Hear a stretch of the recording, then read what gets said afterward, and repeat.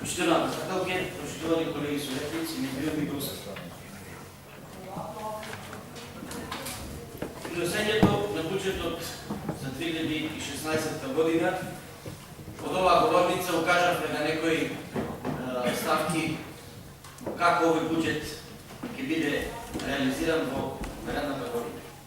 Значи, од тоа што го зборуваше опозицијата, од овие бројки што денес ги гледаме пред нас, може слободно да кажеме дека опозицијата била во право. Значи, укажувавме дека буџетот на општина Битола е нереален, ломасен, неостварлив, не ги задоволува потребите на граѓаните и така натаму и така натаму. Тоа може да се види денес од извештајот за првиот квартал, каде што реализацијата на истиот е некако околу 20% и на приходната и на расходната страна, што значи дека до крајот на годината со ова темпо ние ќе имаме остварување на основниот буџет од околу 80%, што дава до јасно дознаење дека на наредниот период ќе мора да следи ребаланс на буџет. Значи не минува ќе биде ребалансот на буџет. Меѓутоа, јас нема да навлегувам во бројки и букви, ќе споменам само неколку работи. Безпредметно е денес да дискутираме за извршувањето на буџетот во првиот квартал, кога тој што го предлага и тој што треба да се види за неговото извршување не е тука. Значи, градчалникот Алевски не е тука, не ги гледа ниту неговите најблиски соработници кои што го помагаат при носењето на овој буџет. За нив е собствена малку по-после во мојата дискусија. Значи, безпредметно исто така да дискутираме за решување на буџетот во првиот квартал, кога сме на крајот на месец јули и кога треба да дискутираме за изрешувањето на буџетот во вториот квартал. Значи, тука негде сме закаснали во време и во времето и во просторот.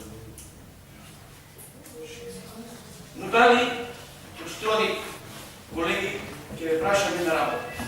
Владимир Талевски за неговото работење или неработење за трошењето на парите на граѓаните, вклучувајќи го и овој буџет, се наоѓа под сомнение дека сторил кривично дело, т.е. недоматински ги трошил парите на граѓаните на општина Битола. Меѓутоа, дали само Владимир Талевски е главниот виновник за доматинското или недоматинското работење на општина Битола? Прашувам од оваа говорница, бидејќи на сите укажувања од страна на опозицијата, вклучувајќи ги денешните дискусии и барања на точки на дневен ред, вие како владеачко мнозинство бевте против. Секогаш ги штитевте интересите на Владимир Талевски и на вашата матична партија. Значи, вие индиректно или директно го помогнате на Владимир Талевски да ги реализира своите идеи. Дали биле исправни или неисправни, ќе каже видителство. Бидејќи заради тоа тој е во притвор. И токму заради тоа, кога ве видов како го браните во Скопје, ако бев запрепастен неко, зашто луѓе отидоа да го бранат Талевски, а има направено грешки во своето работење. Но после тоа заклучи дека вие со вашето кремање на рака сте овозможиле тоа да го реализират, епа сега нека си одговарат за тоа што го направат. Уште едно прашање што ги лети, што сакам да повторно да прашам од оваа говорница, дали само вие како советници кои што дававте амин на работењето на Владимир Талевски сте виновни? Или тука треба да видат и неговите најблиски соработници? На една од минатите седмици ги анализирав и нив. Едниот е пензионер, другиот е пропаднат бизнисмен, а третиот, кој не го гледам тука, кој што дрма сега моментално во општината, ама па беше во притвор толку пред Владимир Талевски, секретарот на општина Битола, кој што по струка е економист, би требало да види тука денес, на оваа седмица, а во приватниот живот е производител на кромит и од неговото огромно производство и субвенции кои што ги зема, гледаме како неговото семејство се шета низ светот. Значи, дали се тие приходите што ги остваруваат од производството на кромит, или се тие приходите кои што лежеше во притвор. Не се од личности на седмица, држете се за кварталниот извештај. Па зборуваме за пари, кварталниот извештај. Не за пари, ама парите за кои се опатени. Прашувам дали домаќински или недомаќински се трошени парите на граѓаните на општина Битола. Ти зборуваш за приватните средства. Демола мајка. Естествено, ако некој набави. Ајде да влеземе во реализацијата на буџетот на општина Битола. Согласно приходите и расходите кои што ни се презентирани во извештајот, имаме неколку програми кои што се фатени со буџетот на општина Битола, каде што реализацијата е нула. Зошто е нула? Затоа што нема пари. Зошто нема пари? Затоа што неправилно, неточно сме предвиделе, затоа што граѓаните се осиромашени, затоа што не можат да ги плаќаат своите обврски, затоа што буџетот ни е празен, затоа што некој ги трошил парите ненаменски и незаконски, затоа го зборував тоа предно, почитувана председателот и нешто не прекинувате во моето излагање. Значи некој не ги трошил како што треба парите и затоа реализацијата. Ево ќе набројам. Црност реализација нула. Пречистителни станици Валата реализација нула. Спортските објекти реализација нула. Туризмот реализација нула. Во првиот квартал почитувана колешки, сакам да ме пратите да ќе зборувам зашто зборувам. Туризмот реков нула. Монтажните објекти реализација имате нула. Значи сме предвидели дека треба потрошиме, не сме потрошили ништо зашто сме немале пари. Тоа е тоа. Јас на почетокот споменам дека не сакам да навлегувам бројки, меѓутоа сакам да ви напоменам една работа.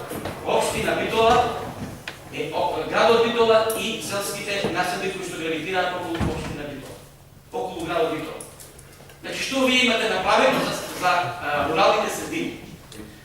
Синоќа гледав на една од локалните телевизии како ги величите успесите на општина Битола. Како се направиле 20 метра пекатон плочки во нека уличка, како се асфалтирале 15 на метра некоја пешачка патека и така натаму и така натаму. Почитувани колеги, тие се основните текови работи на општина Битола. Тие не се ниту капитални објекти, не се ниту физе какви достигнувања на воработење на општина Битола.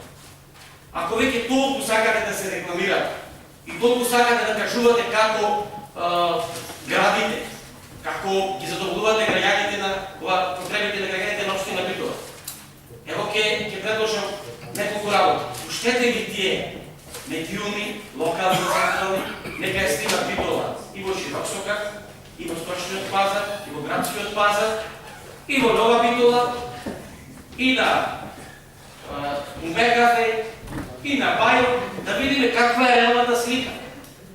Не само да напишите во вашиот извештај тако што оди на кајлот на телевизијата, дека постигнувањата ви се огромни.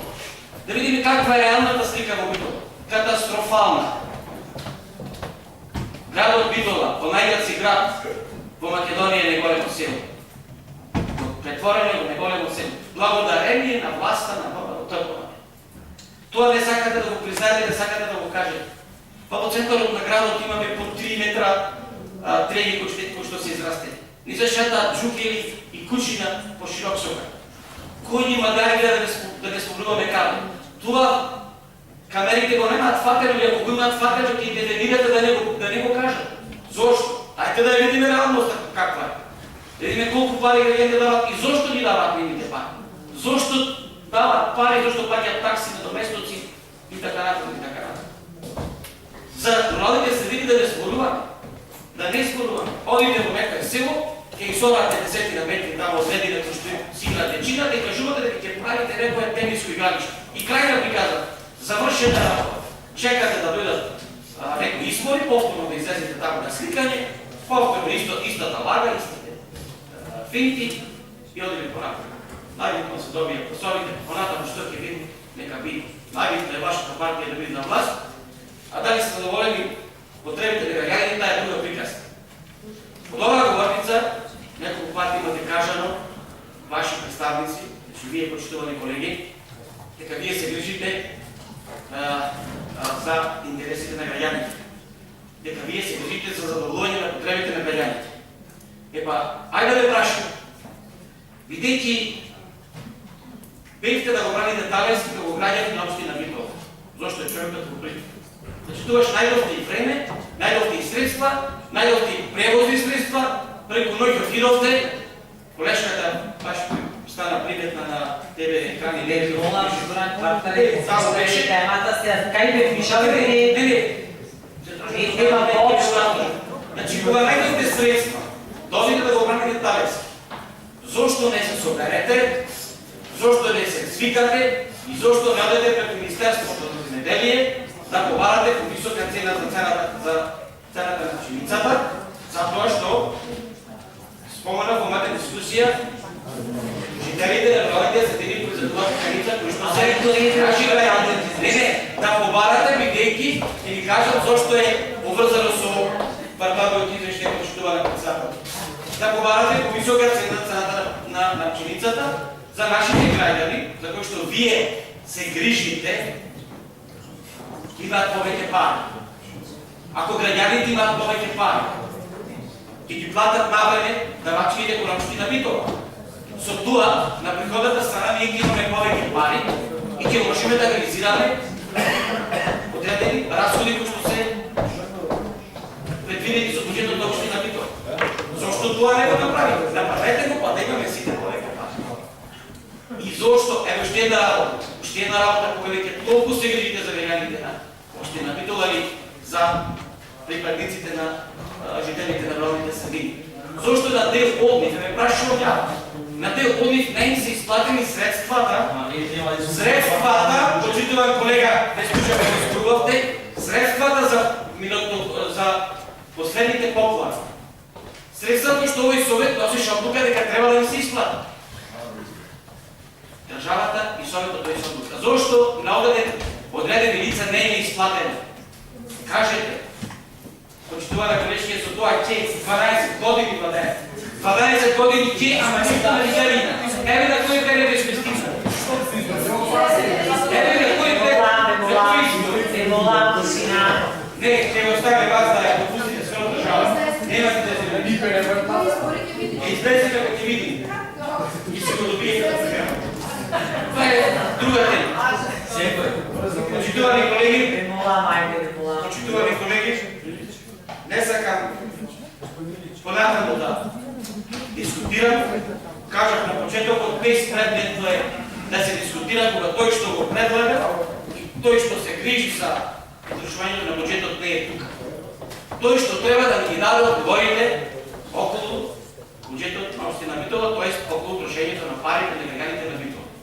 Тој за тоа што го направи си е таму кај што си е, нека се одговара, судот нека кажи дали бил во право, не бил во право, треба да одговара или не треба да одговара. Јас се благодарам. И благодарам.